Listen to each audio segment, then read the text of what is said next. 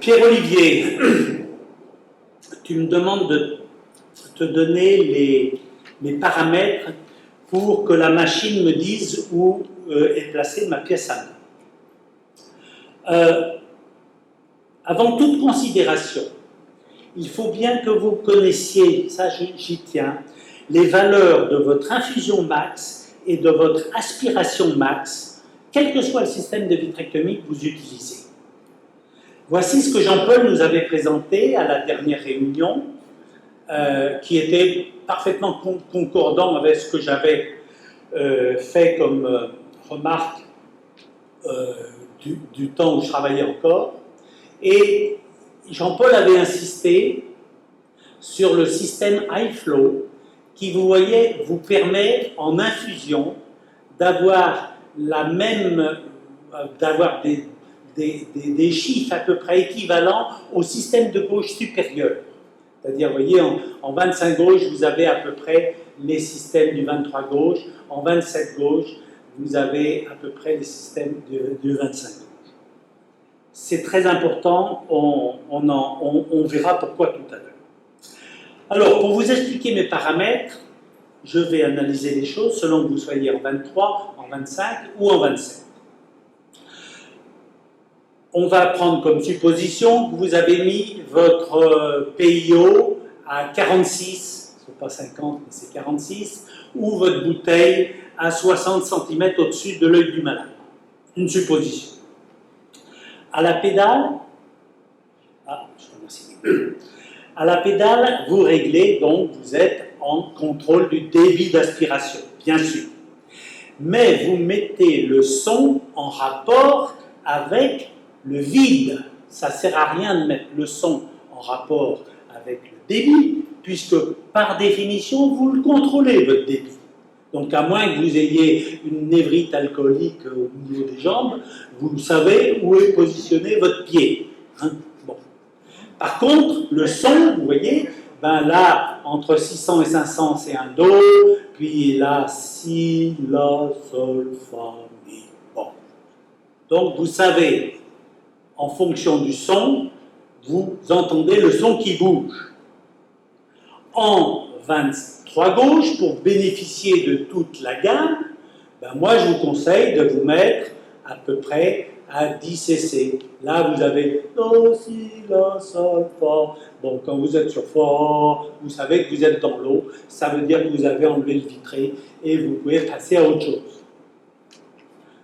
Ça tombe bien parce que 10 cc c'est moins que votre infusion max qui est à 20 cc, donc il n'y a pas de problème.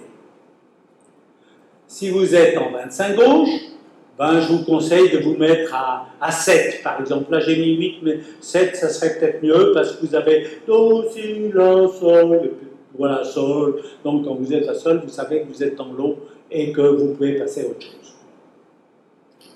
En 27 gauche high flow, ben, moi je me mettrais bien à 5 parce que là vous avez Do, Si, La et donc ça vous...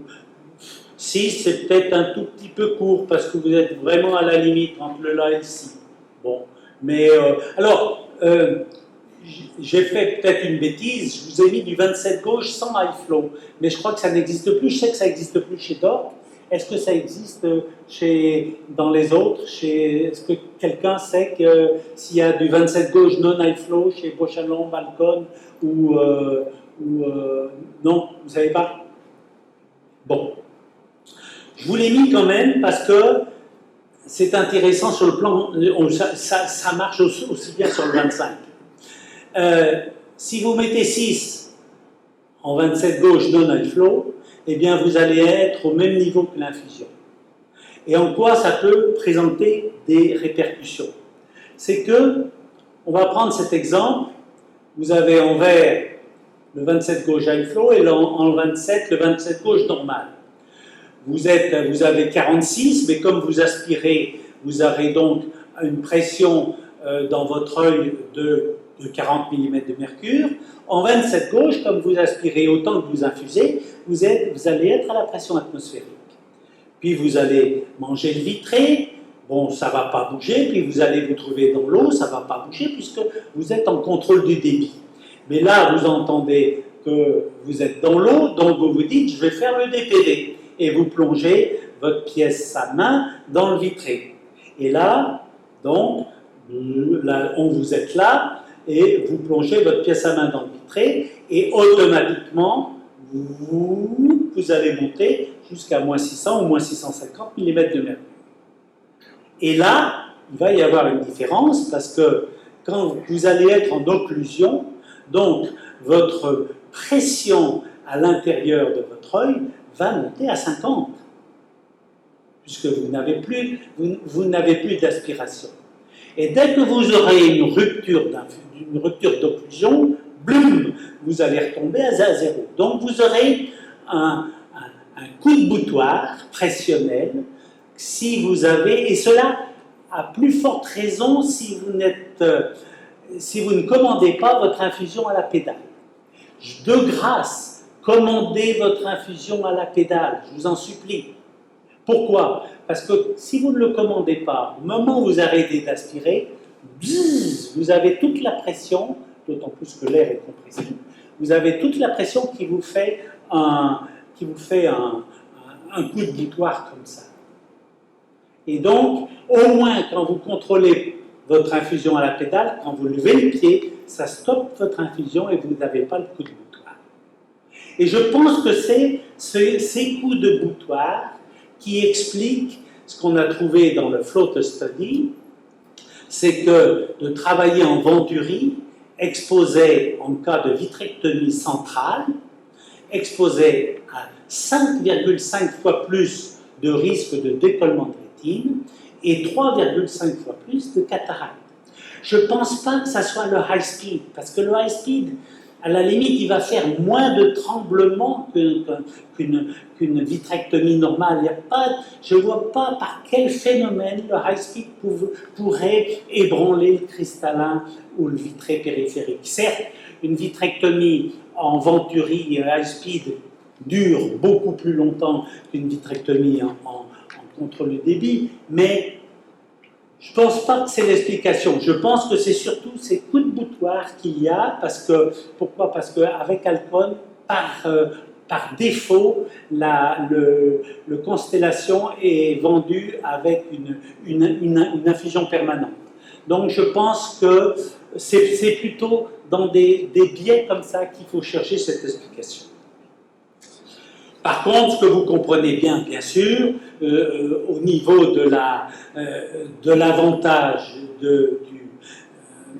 du contrôle du débit, c'est que quand vous cherchez à faire un DPV, quand vous vous mettez en occlusion, et c'est la même chose pour les luxations du cristallin, eh bien, vous pouvez monter jusqu'à moins 600 ou moins 650, puisque maintenant les machines montent à moins 650, sans risquer d'atteindre 13 cc ou 14 cc, c'est-à-dire beaucoup plus que l'infusion, sans risquer d'avoir une hypotonie brutale. Donc, je vous donnerai ces règles d'or. Premièrement, essayez d'évaluer vos valeurs max, infusion max, aspiration max, pour pouvoir adapter vos paramètres. Ne jamais avoir une aspiration plus forte ou égale à l'infusion, pour le risque de cataracte et de décollement que cela peut entraîner.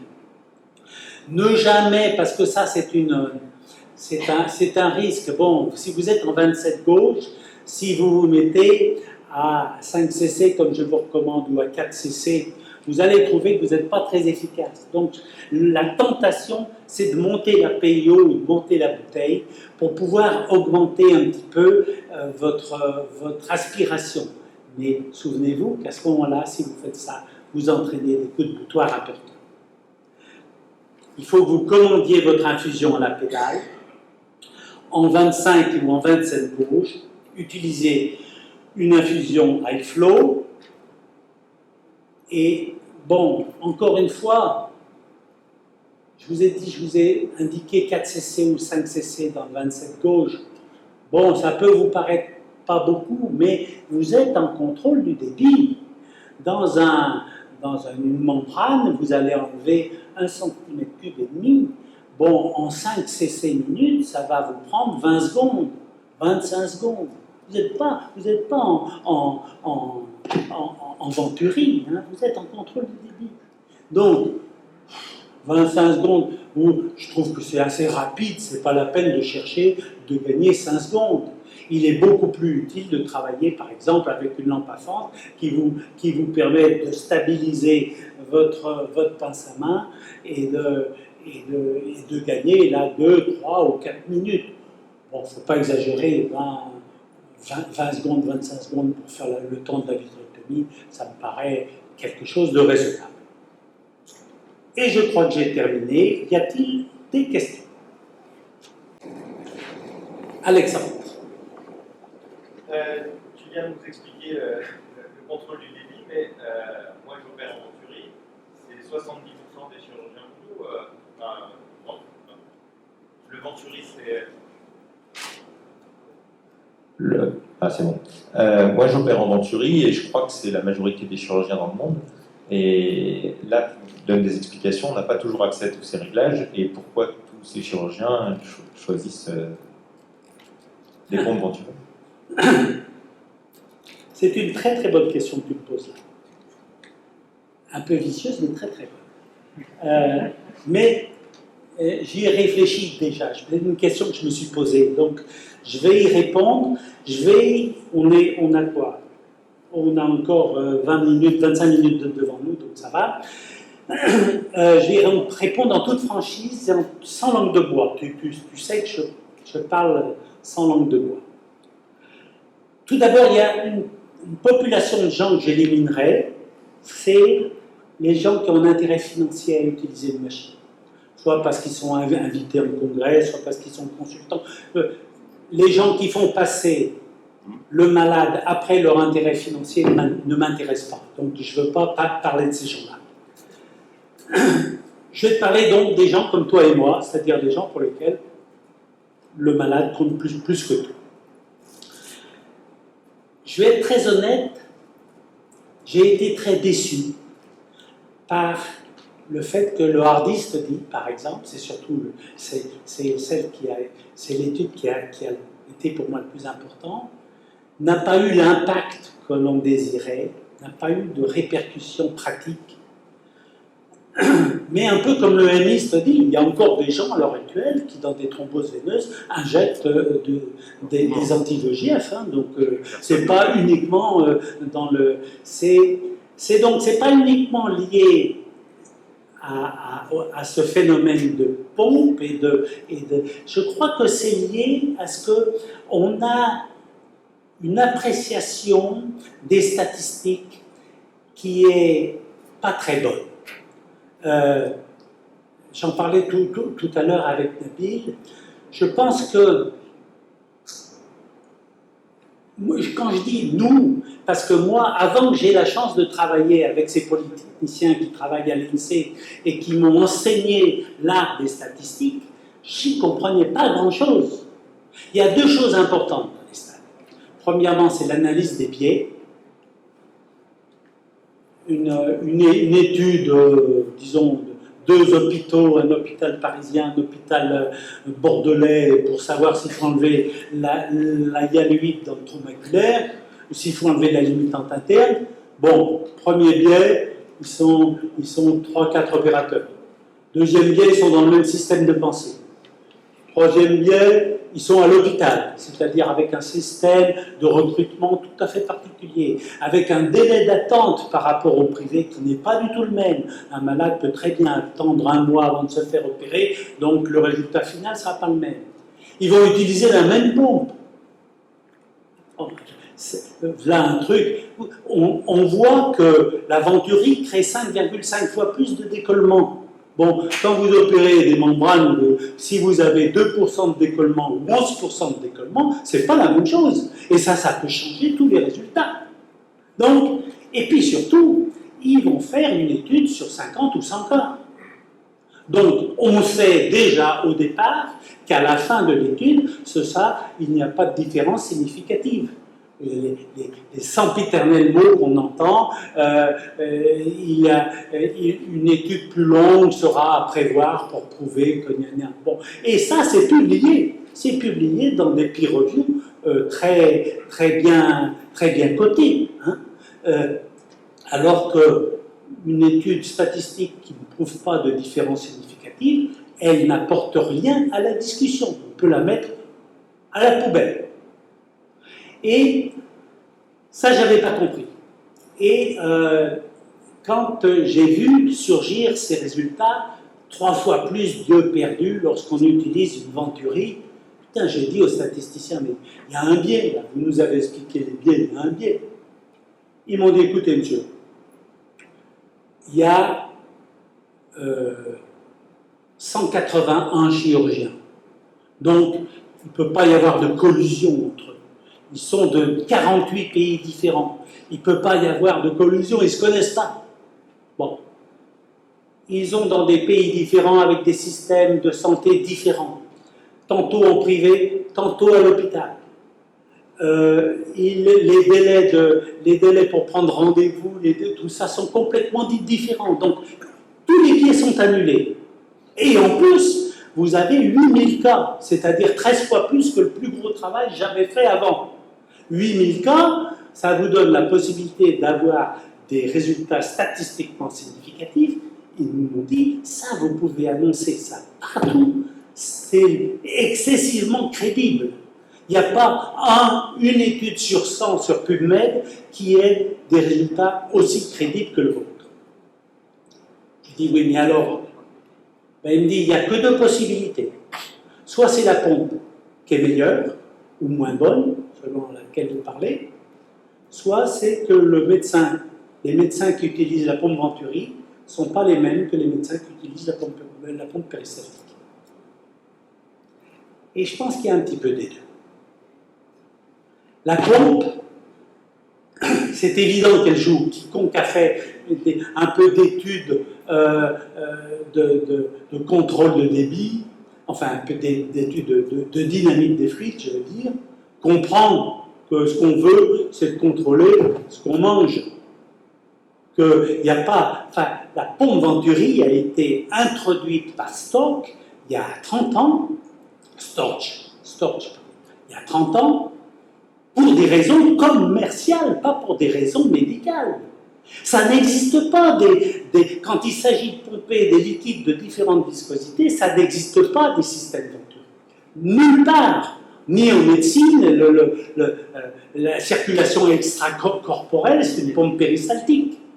Les machines pour vous remplir les yaourts, c'est une pompe péristaltique. Ça n'existe pas, ça a été... C'est une invention de toute pièce. Bon. Et c'est normal quand imaginez, vous allez devoir manger des fibres qui adhèrent à une membrane qui bouge, vous allez devoir manger sans manger la membrane. Ben pour ça, vous êtes obligé d'avoir un truc qui va contrôler ce qui va rentrer. Comme fait un coiffeur quand il tire vos cheveux pour couper exactement à l'endroit où il veut. C'est tellement... Vous, madame, qui êtes à côté, qui avez des longs cheveux. Bon, si vous voulez aller chez le coiffeur pour qu'il vous coupe, disons, les cheveux à 10 cm du crâne. Bon.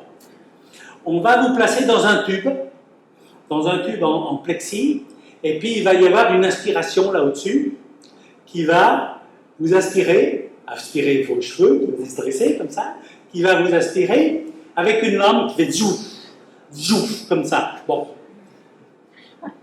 Selon que vous touchez les bords pour faire des forces de friction, pas trop monter, ou selon que vous les lâchiez, ben si vous les lâchez, vous allez vous faire couper la tête. C'est pour ça d'ailleurs que l'industrie achète la high speed.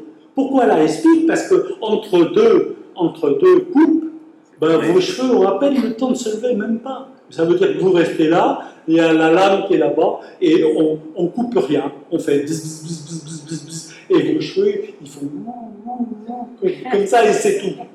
Bon, qu'est-ce que vous allez vouloir? Vous allez vouloir un système qui vous monte millimètre par millimètre pour aller jusqu'au niveau où vous désirez, et là, zouf, vous faites couper les cheveux. Et ça s'appelle le contrôle du débit. Ça va même plus loin, c'est le contrôle à micro-débit. C'est-à-dire, c'est la possibilité de travailler en pression positive. Ça, c'est très important. C'est une des grandes choses qu'a les pompes à contrôle du débit.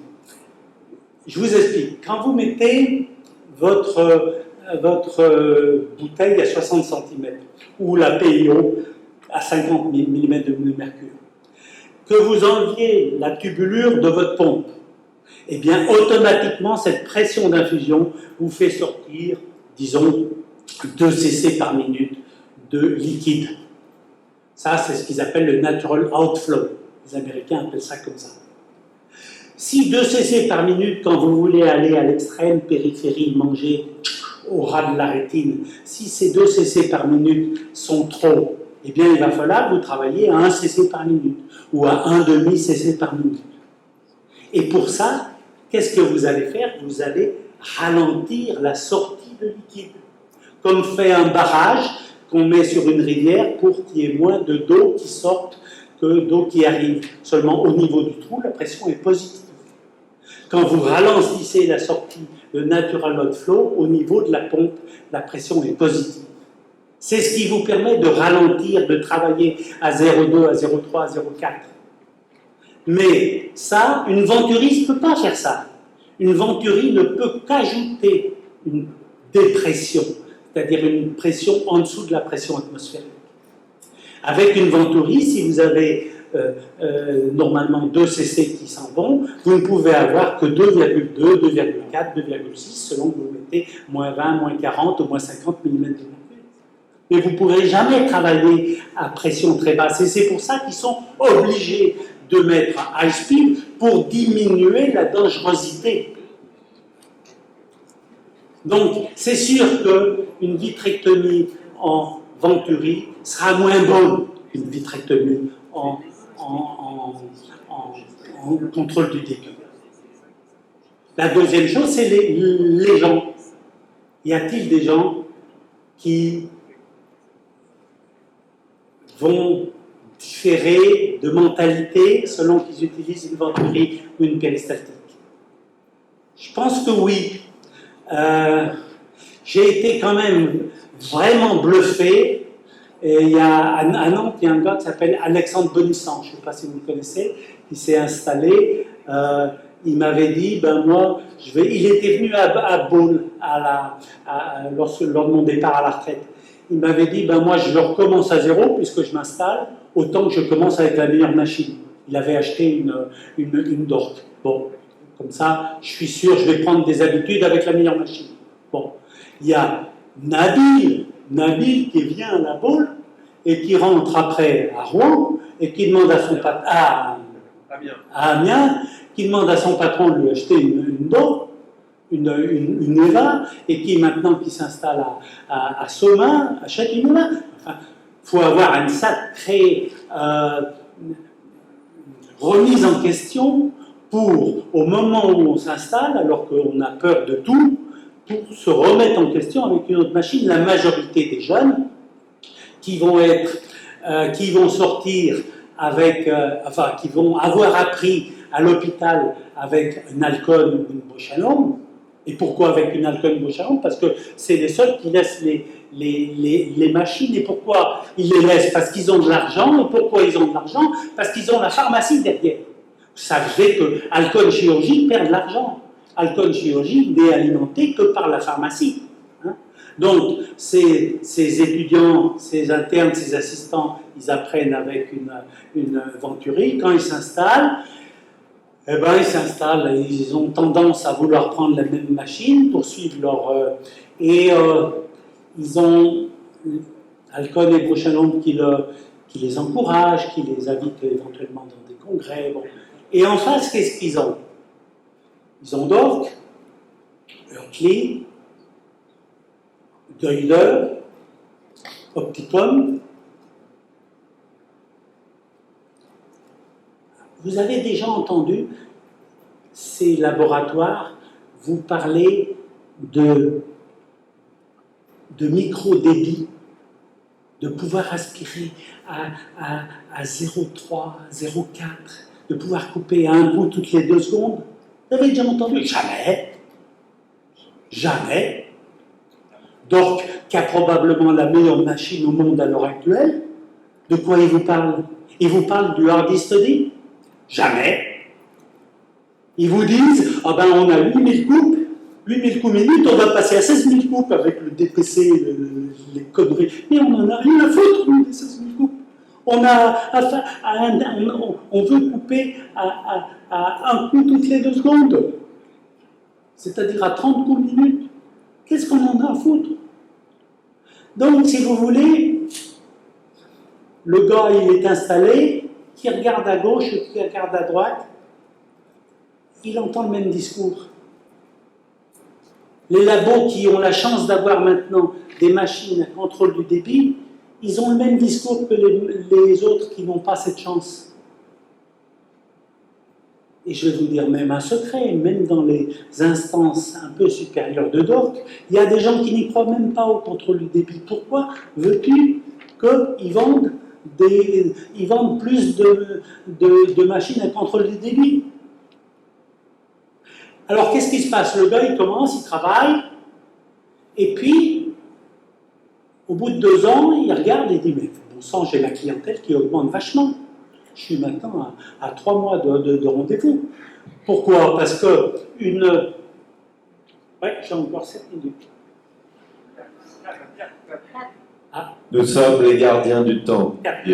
Bon, très vite alors. Les gars, vous savez que quand vous réussissez un décollement de rétine, ça vous rapporte 4 malades. Quand vous échouez un décollement de rétine, ça vous enlève 13 malades. Donc, si vous avez 3 à 4 fois moins d'échecs que de réussites, votre clientèle, elle augmente. Vous l'avez, ça, hein. Si vous avez 10% d'échecs, c'est bien le maximum. Mais rendez-vous compte d'une chose, c'est que 10% d'échecs, si vous passez avec une pompe à contrôle du débit, ça vous tombe à 3,3%. Vous savez les efforts qu'il faut faire pour passer de 10 à 9, toute cette quantité d'efforts, et là, d'un seul coup, vous passez à 3. Donc, pour finir avec ta question, je pense que je suis un peu défaitiste. Je pense que les choses ne vont pas tellement changer. Ça va changer le jour où l'avocat d'un malade va découvrir, en regardant sur YouTube, en regardant le hard study, va découvrir que son malade a été opéré avec une venturie et c'est pour ça qu'il a perdu son œil et va attaquer la clinique. Et là, les labos sont bien obligés de changer. Et je pense d'ailleurs que Bausch & Lomb et Alcon ont déjà préparé des machines à contrôle du débit, ils les ont dans les caisses, parce que c'est pas imaginable qu'on puisse continuer à opérer avec des machines Venturi. C'est pas imaginable. C'est tellement complètement fou. Et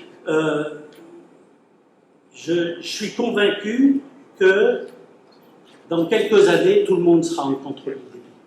Je suis convaincu. Alors, excusez-moi, je me suis enflammé, mais parce que, putain, depuis que la pompe Venturi existe, il y a 1 million d'yeux qui ont été perdus. Oui. J'avais une autre question. Tout à l'heure, tu parlais des perforations. Pierrot, le micro.